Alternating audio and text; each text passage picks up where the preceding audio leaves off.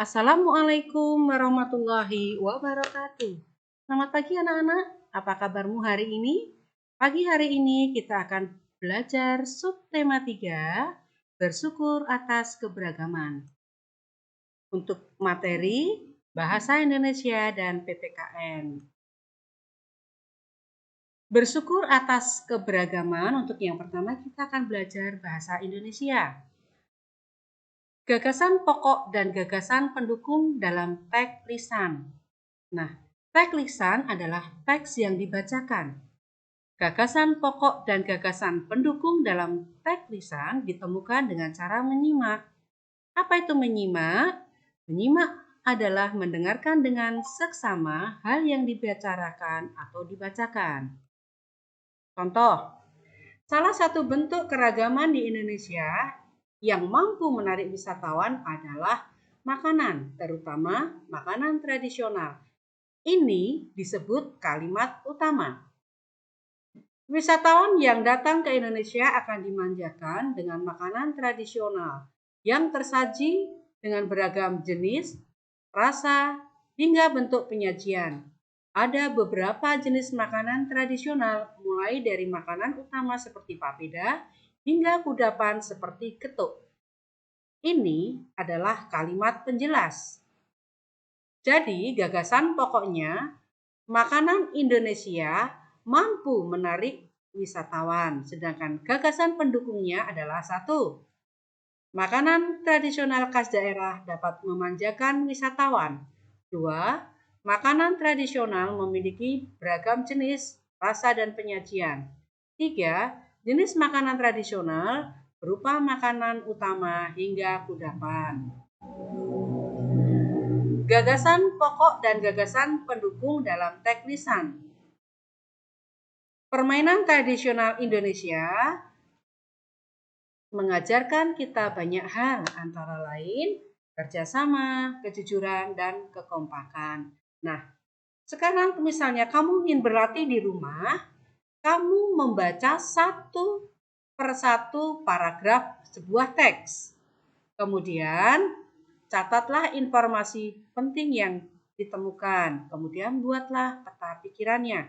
Ini adalah cara kalian latihan di rumah ya. Jadi membaca sebuah paragraf, kemudian mencatat informasi penting dan membuat peta pikirannya.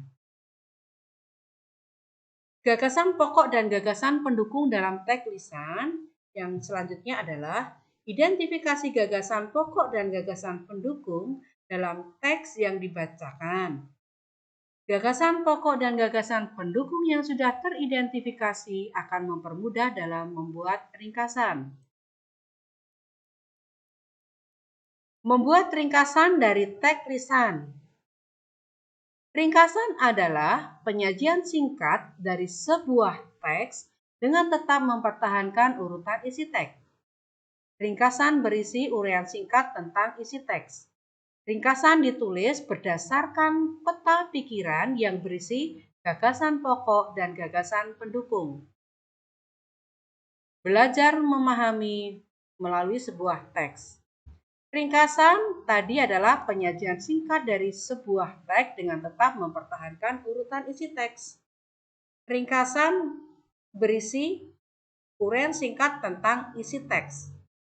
Ringkasan ditulis berdasarkan peta pikiran yang berisi gagasan pokok dan gagasan pendukung dalam teks lisan. Nah, ini adalah cara membuat suatu ringkasan itu seperti ini. Nah, selanjutnya kita akan belajar PPKN, kerjasama dalam diskusi. Diskusi adalah pertemuan beberapa orang untuk bertukar pendapat mengenai suatu hal.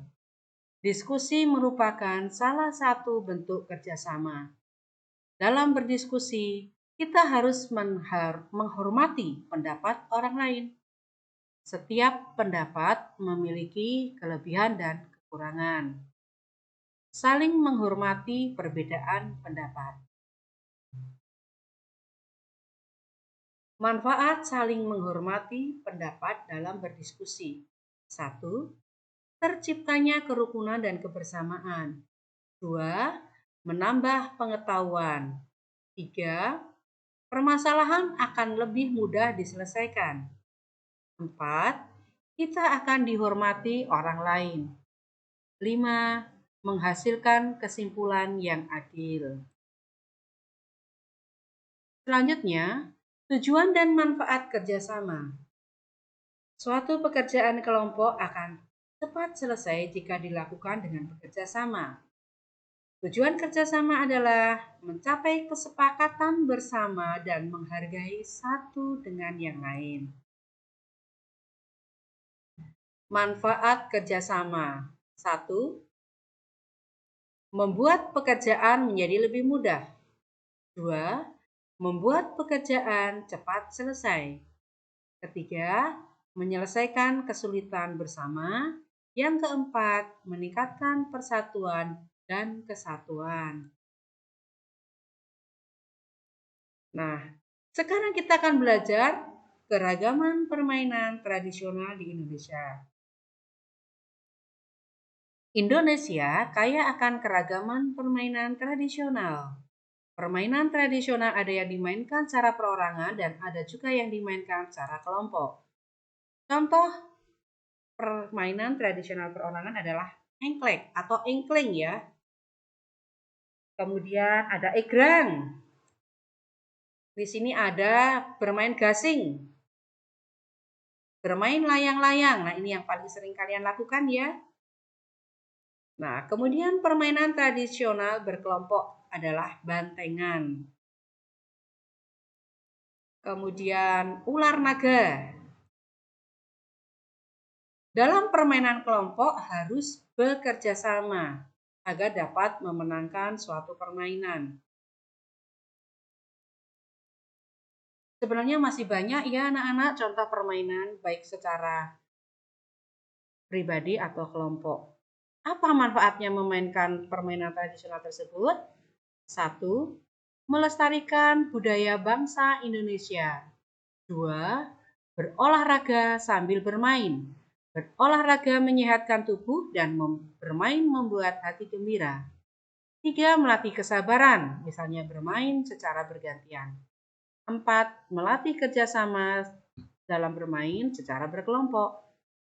Yang terakhir adalah bersikap sportif, yaitu lapang dada saat kalah bermain dan tidak sombong saat menang dalam bermain. Yang jelas, tidak boleh curang.